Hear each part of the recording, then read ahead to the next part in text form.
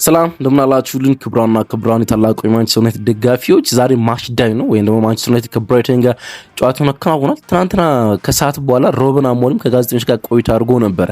ስለ ዛሬው የምሽት 1 ሰዓት ተኩል የኦልድ ትራፎርድ ጨዋታ ማለት ነው። ስለ ብራይተን አሰልጣኝ ፋቢያን ሁዝለር ብዙ ጥያቄዎች ቀርበውለት ማንሳት ችሏል። ስለ ሃሪ ማጉዌር ሰሞነኛ ብቃት እንዲሁም የሊቨርፑልን ጨዋታ ማሸነፍ ስለሚሰጠው ትኩረት በጣም ኢንተረስቲንግ ጉዳይ አንስቷል። እናም ከሊቨርፑል ጨዋታ በኋላ የማንቸስተር ዩናይትድ መልክ ምን ሊመስል እንደሚችል ግምቱ ማስቆጠር ችሏል። ሊሳንድሮ ማርቲኔዝ መቼ እንደሚመለስም እንዲሁ መናገር ችሏል። እሱንም እናነሳለን። ብሩኖ ፈርናንዴዝ ዛሬ 300ኛ ጨዋታውን ለማንቸስተር ዩናይትድ ያደርጋል። ስለ ብሩኖ ፈርናንዴዝ እንደ ሰውም እንደ ተጫዋችም ምን አይነት ሰው ነው ብለው ጠይቀውት ነበረ። ስለዚያም ጉዳይ እናነሳለን። የቲም ኒውስ ወይም ደግሞ ከቡድኑ ጋር ያሉት ጉዳት ዜናዎችንም ለማንሳት ሞክሯል። እነዚህን ጉዳዮች ያነሳን ከእናንተ ጋር ቆይታ የምናደርግ ይሆናል ማለት ነው። በድጋሚ ስለምታደምጡን ቆይታችሁንም ከኛ ጋር ስለምታደርጉ ከልብ ነው የምናመሰግነው። ወትሮም እንደምንላችሁ ሁሉ ሰብስክራይብ አድርጋችሁ ቪዲዮውን ጀምሩት። አዳዲስ አድማጮቻችን ይህ ይመለከታችኋል። ከኛ ጋር ቤተሰብ የሆናችሁ ሁሉም ከኛ ጋር የምትቀጥሉ ሀሳብ አስተያየቶቻችሁን ድጋፋችሁን የምትሰጡን ደግሞ ሁሉም እንደምታደርጉት ገና ሲጀምሩ ቪዲዮውን ላይክ አድርጋችሁ ጀምሩ። ይህን ስለምታደርጉልን ከልብ ነው የምናመሰግነው። ከመሸጋገሪያ ሙዚቃ በኋላ ሩበን አሞሪም ከብራይተኑ ጨዋታ ላይ ምን አለ ኢች ወርድ ለእናንተ እናስቃኛቸዋለን።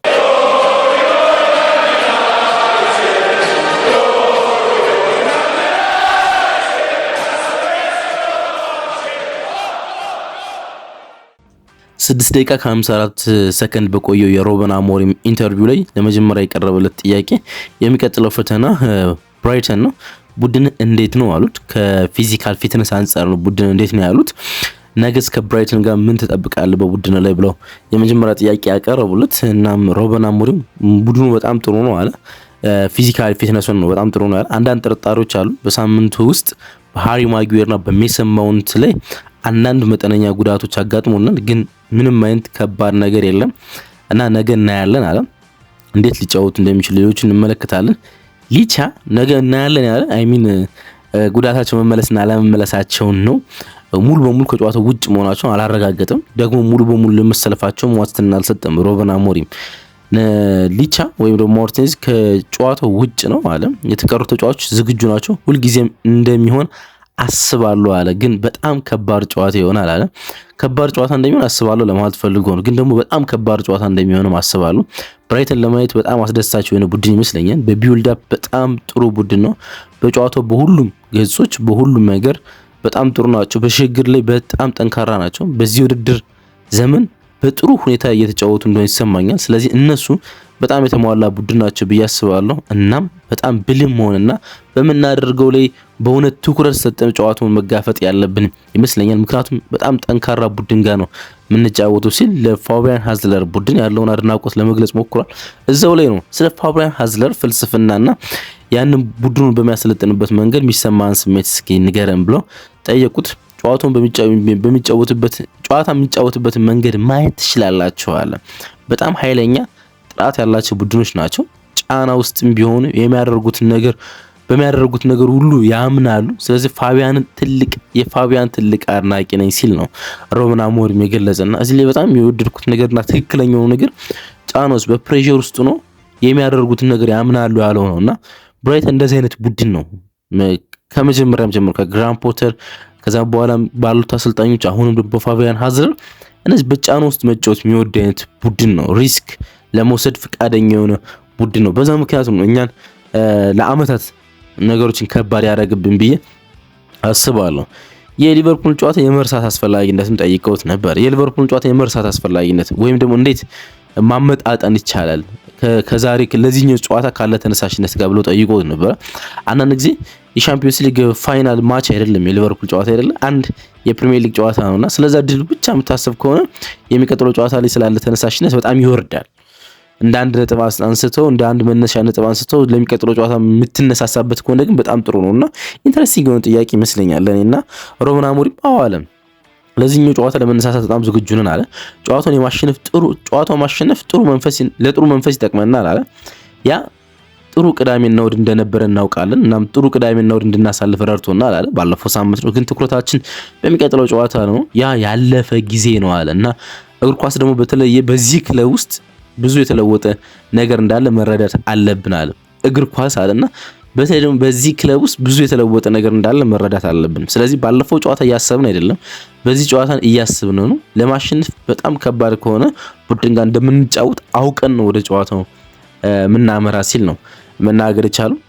አስገራሚ ነገር ካላጋጠመውት በስተቀር ብሩኖ ፈርናንዴዝ ነገ 300ኛው ጨዋታው እንደሚያደርግ እንጠብቃለን አለው ጋዜጠኛው።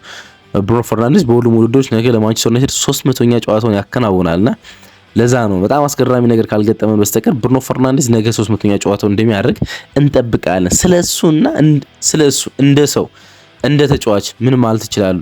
አንዳንድ ጉዳይ ላይ ወይ ደግሞ አንዳንዴ ከሚጠበቀው ያልፋል እንዴ ብሎ ጠየቁት። አንዳንዴ ከሚጠበቀው ያልፋል ማለት ከፐርሰናሊቲ ጉዳይ ነው። ንጩን ወይ ምናምኑን እንደ ሰው ከሚጠበቅበት ነገር ውስጥ ያልፋል ብሎ ጠየቁትና ከጠበቁት ትንሽ የተለየ ይመስለኛል አለ። ስለ ብሩኖ ፈርናንዴዝ ነው እሱ ከመቀጠሩ በፊት ብሩኖ ምን አይነት ተጫዋች ነው ብሎ ከሚያስበው የተለየ እንደሆነ ለመናገር ቻለ። ስለ ተጫዋቹ የምታነቡት ነገር ሁሉ አንዳንድ ጊዜ እንደዚህ አይደለም አለ። አንዳንድ ጊዜ መረዳት ትችላላችሁ አለ። ስለዚህ አስቀድሜ ሁሌም እንደምናገረው የሚሰማው ብስጭት ብዙ መርዳት ስለሚፈልግ ነው አለና ኢንተረስቲንግ ጉዳይ አነሳ። ብዙ ጊዜ የሚበሳጨው ቡድኑ ብዙ ጊዜ መርዳት ስለሚፈልግ ነው አለ። የቡድኑ ጓደኞቹን አንዳንድ ጊዜ የተሻለው መንገድ አይደለም ብሎ ስለሚያስብ ነው አለ እና ነገር ግን የሚመጣው ከጥሩ ቦታ ነው አለ። የሚነሳው ከጥሩ ቦታ ነው አለ። ያ ማለት ምንድነው? ነገሮች የሚበሳጨው ለቡድኑ ለማድረግ ከመፈለግ ነው ብስጭቶች የሚነሱ ለማለት እና እዚህ በእኛ ቦታ እና በእኛ ጊዜ ላይ ስላልሆናችሁ ያንን መረዳት አትችሉም አለና ሁልጊዜ ኃላፊነትን መውሰድ ይፈልጋል። በሽንፈቶቹ ብዙ ይሰቃያል፣ ደግሞም ብዙ ተሰቃይቷል። እንደ ካፒቴን እንደ መሪ ሁልጊዜ ሲሰማው ትመለከታላችኋልና እሱ ታላቅ መሪ ነው አለ ሩበን አሞሪም። ታላቅ የእግር ኳስ ተጫዋች ነገ ወደዚያ ደረጃ እንደሚደርስ እንመለከታለን አለ። ነገ ወደዚያ ደረጃ ያለ 300 ጨዋታውን እንደሚያደርግ እንመለከታለን ለማለት ነው የፈለገና ለብሩኖ ፈርናንዴዝ ብዙ ጊዜ እንደማንረዳው ለመግለጽ ነው የሞከረው። ባለፉት 2 ድሎች ምናልባት ቡድኑ ምን ያህል እንደተሻሻለ በምን እንደተሻሻለ ምን እንዳስደነቆት ይንገሩን አሉ አንድ ጋዜጠኛና በቡድኑ ውስጥ ምንድነው የተሻሻለው ነገር ባለፉት 2 ጨዋታዎች የሰንደርላንድና የሊቨርፑል ጨዋታ ለማለት ነው የፈለገው። በመጀመሪያ ነገር በጨዋታው ወቅት በጣም ትኩረት ሰጠን ነበር አለና ትኩረት ለጨዋታው በጣም አስፈላጊ እንደሆነ ለመግለጽ ሞከረ። ከዚያም የተለያዩ ጨዋታዎች ነበሩ፣ በተለያየ መንገድ ነው የተጫወትነው። ያ ማለት ግን ማንነታችን አልቀየርንም ማለት አንድ ማንነት አለን፣ አንድ መጫወቻ መንገድ አለን። ነገር ግን በወቅቱ ወይም በየጨዋታው ምን አይነት ጨዋታ ምን አይነት አቀራረብ እንዳለ ተመልክተን ያን ለማስተካከል ሞክረናል አለ እና ከሰንደርላንድ ጋር የተደረገው የመጀመሪያው አጋማሽ ከሁለተኛው አጋማሽ ተመሳሳይ እንዳልሆነ ሊመለከቱ ይችላሉ። እንዴት ማኔጅ ማድረግ እንዳለብን እናውቃለን አለ። ከዚያም ከሊቨርፑል ጋር በእርግጥ የመጀመሪያው ደረጃ በመጀመሪያዎቹ ደቂቃዎች ነበር ጎል ያስቆጠርነ። ከዚያም ጨዋታውን በተለየ ዘይቤ እየተጫወትነ ማኔጅ ለማድረግ ሞከርነ። ምክንያቱም በዚያ መንገድ መጫወት አስፈላጊ ነበር አለ። እንደ ሊቨርፑል አይነት ባላንጣ ጋር ስትጫወት በተጫወትንበት መንገድ መጫወት በጣም አስፈላጊ ነው ያለ።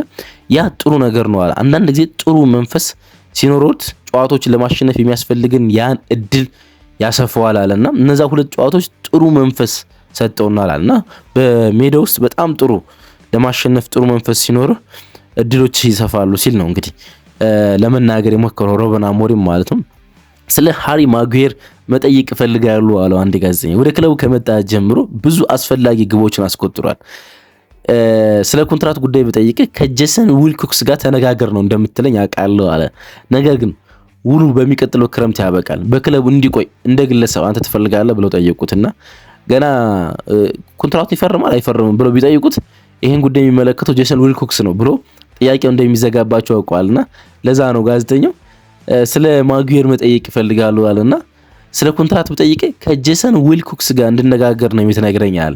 አውቃለሁ ያን እንደምትለኝ፣ ነገር ግን ውሉ በሚቀጥለው ክረምት ያበቃል፣ በክረምቱ ከክለቡ ጋር እንዲቆይ ትፈልጋለህ ብለው ጠየቁትና ባህሪ በጣም ደስተኞች ነን አለ። ስለዚህ የምንነጋገርበት ጊዜ አሁን ባይሆንም አለ። እንደገና በድጋሚ ስለ ሃሪ ማጉዌር ኮንትራት ጉዳይ የምንነጋገርበት ጊዜ አሁን አይደለም፣ ምክንያቱም ይህ በጣም ሩቅ ማሰብ ይሆናል፣ የሲዝኑ ጅማሮ ላይ ስለምንገኛል። ባህሪ በጣም ደስተኞች ነው፣ እሱ ለኛም በጣም አስፈላጊው ተጫዋች ነው። ነገር ግን በሚቀጥለው ጨዋታ ላይ ብቻ ማተኮር እንፈልጋለን አሁን ሲል መናገር ቻለ። ሌላው ስለ ሊሳንድሮ ማርቲኔዝ ነው እንግዲህ መናገር ቻለ። ሊሳንድሮ ማርቲኔዝ ፊት እንዳልሆነ ነግረህናል። መቼ ፊት ይሆናል ወይ ደግሞ መቼ ለጨዋታ ብቁ ይሆናል? ከቀጣዩ ኢንተርናሽናል ብሬክ በፊት ወይስ በኋላ ብሎ አንድ ጋዜጠኛ የጊዜ ገደብ እንዳስቀምጥላቸው ጥያቄውን አስጠየቅም። አላቅም አለ። ከኛ ጋር በጥሩ ሁኔታ ሰልጥኗል አለ። ነገር ግን በሚቀጥለው ሜዳ ላይ ነው አለ። ከኛ ጋር በጥሩ ሁኔታ ሰልጥኗል ሲል ፒቻቸው ይለያይ እንደነበር ነው ግን ለመግለጽ የሞከረው። እኛ ከምንሰራበት ሜዳ ከጎን ካለ ላይ ሲሰለጥን ተመልክቼዋለሁ አለና ቃል በቃል እንደዛ ነው የሚለው። ስልጠናውን እየተከታተልኩት ነበር አለና ጥሩ ስሜት እየተሰማው ይገኛል። ጉልበቱ በጣም ጥሩ ምላሽ እየሰጠ ነው የሚገኘው። ስለዚህ አንድ የተወሰነ ቀን ወይም አንድ ሳምንት ማለት አልፈልግም አላቅም፣ ግን ከቡድኑ ጋር ስልጠናውን ለመጀመር ተቃርቧል አለና የቡድን ልምድ ገና እንዳልጀመረ ነው መግለጽ የቻለው። ከዚያም የሊቻን ሪትም መመልከት ይኖርብናል። ቦታውን ለማስጠበቅ ያለው ተነሳሽነት እና ቦታው የሚያስጠብቅበትን ኃይለኝነት መመልከት አለብን። በሱ ላይ የተመሰረተ ይሆናል ከዛ በኋላ። ነገር ግን ወደ ስልጠና ለመመለስ እውነት እላችኋለሁ በጣም ተቃርቧል ሲል ነው እንግዲህ መግለጽ የቻለው። ስለዚህ ከኢንተርናሽናል ብሬክ በፊት ሊሳንድሮ ማርቲኔዝ ሊቻ የመመለስ እድሉ ሰፊ እንደሆነ በእርግጠኝነት መናገር እንችላለን፣ ከሩበን አሞሪም ጋዜጣዊ መግለጫ በመነሳት ማለት ነው።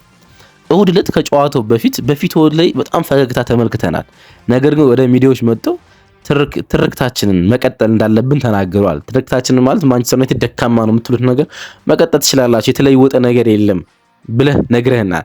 እርስዎ ቡድኑን ከሚጠራጠሩት ሰዎች ውስጥ ይመደባሉ እንዴ ብሎ ጠየቁትና ከሊቨርፑል ጨዋታ በኋላ በጣም እንደተሰሰተ ጋዜጠኞች ጋር ፊቱ ያሳብቅ ነበር። ግን በጋዜጣዊ መግለጫው አዲስ ነገር ገና የለም፣ ቡድኑ ገና ከዚህ በላይ መሻሻል አለበት ብሎ ተናግሯልና ቡድኑን ከሚጠራጠሩት ሰዎች ይመደባሉ ብሎ ጠየቀውና ደንበኛ ፖለቲሽያን ያልሆነ መልስ ነው የመለሰው። ደንበኛ ጥሩ ሰው መሆኑ ቨልነራቢሊቲ የሚያሳይ መልስ ነው መመለስ ይቻላል። አይ ማለቴ መለወጥ አንችልም ነው። አንችልም ማለት የሊቨርፑል ጨዋታ ብቻውን ለኛ ያላችሁ ግምት ሁሉ ሲቀይረው ተመለከትኩ አለ። ለምሳሌ በጥያቄያችሁ መጨረሻ ላይ ስለ ቶፕ 4 ስጠይቁኝ ነበር አለ። ከሳምንት በፊት ግን ስለ ሌላ ነገር ነው ስጠይቁኝ ነበር አለና ስለ ቶፕ 4 ወዲያውኑ ጠይቃችሁኛል። ተመልከቱ እንግዲህ የ20 ሴንቲሜትር ልዩነት ነው ይሄን ጥያቄ እንድትቀይሩ ያደርጋችሁ አለ። ኮዲ ጋክፖ ያን የግንባር ኳስ አስቆጥሮት ቢሆን ኑሮ ትረካው ሁሉ ወይም ናሬሽናችሁ ሁሉ ይቀየር ነበር አለ።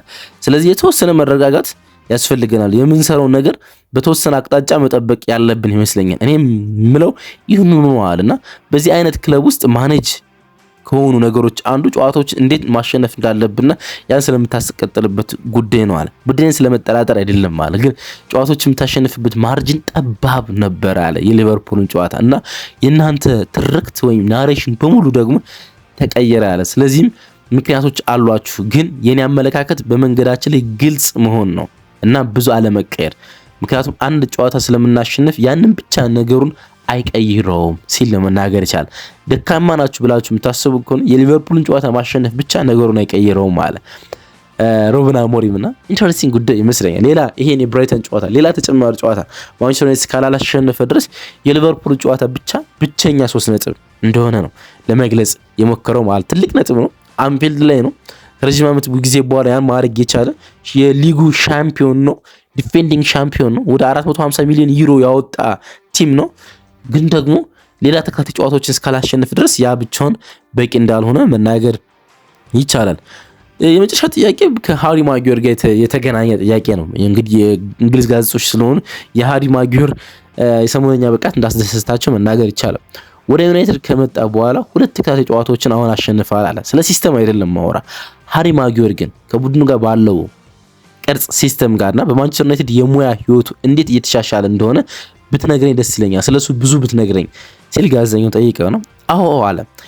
እሱ ከ3 የመሃል ተከላካዮች ጋር መጫወትን አብስቶ ይወዳል አለ። እናም ከ3 ተከላካዮች ጋር መጫወት ጥሩ ይመስለኛል አለ። የበለጠ ምቾት ይሰማዋል አለ። በመሃል ስለሚጫወት ብዙ ወደ ጎን መሄድ አያስፈልገውም አለ። ስለዚህ አንዳንድ ጊዜ አንዳንድ ተጫዋቾችን በሚጫወቱበት መንገድ ተረዳቸዋል አለ። አንዳንድ ጊዜ ደግሞ ከአንዳንድ ተጫዋቾች ጋር ተቃራኒ ትሆናለህ ያለና የጨዋታ መንገድ ለአንዳንድ ተጫዋቾች በጣም ጥሩ ይሆናል እና ይስማማቸዋል። አንዳንዴ ደግሞ ከነሱ የመጫወቻ መንገድ ጋር በጣም ሩቅ ትሆናለህ ለማለት ፈልጎ ነውና ስለዚህ በጣም ደስተኛ ነኝ። እሱ ወጣት እንዳልሆነ አስባለሁ፣ ግን ብዙ መማር ይችላል፣ ማሻሻል ይችላል። ከኳስ ጋር በጣም የተሻለ መሆን እንዳለበት አስባለሁ። ምክንያቱም ያንን ጥራት እንዳለው ስለማወቅ ነው አለ። ያንን ጥራት ያለው ከኳስ ጋር ሃሪ ማጊዮር በጣም ጥሩ እንደሆነና ያን የበለጠ ማሳደግ እንደሚችል አውቃለሁ ሲል ነው። ያንን ማሳየት አለበት አለ ከኳስ ጋር ያለውን ብቃት። በአሁኑ ጊዜ የምታዩዋቸው የቆሙ ኳሶች ከበሳጥን ውስጥ የሚያስቀጥራቸው ኳሶች ጥራታቸው ለተጋጣሚ ተጫዋቾች የሚሰጠው ፈተና ሁሉም የሚጫወቱበት መንገድ በጣም አስደናቂ ነው። ለኛ ትልቅ ተጫዋች ነው። ስለዚህ በጣም ደስተኞች ነን፣ ግን መቀጠል አለበት አለ። ያ ጨዋታ ያለፈ ጊዜ ነው። ያ ግብ አሁን ያለፈ ነው። አሁን ወደ መጪው ጊዜ እንጓዛለን ሲል ነው ሩበን አሞሪም መግለጽ የቻለው ማለት ነው። እንዳልኳችሁ ከብራይተኑ ጨዋታ በፊት የሩበን አሞሪም ጋዜጣዊ መግለጫ ይህን ይመስል ነበር፣ ትናንትና ከሰዓት በኋላ የሰጠው ማለት ነው። ዛሬ ማንቸስተር ዩናይትድ ጨዋታውን ያከናውናል ምሽት 1 ሰዓት ተኩል ላይ በኦልድ ትራፎርድ ከብራይተን ጋር። እናም ጨዋታውን ተመልክተን ደግሞ ነገ ማለዳ ላይ ስለ ጨዋታው ሀሳቦች እናነሳለን ማለት ነው። ባይ መልካም ቀን ይሁንላችሁ።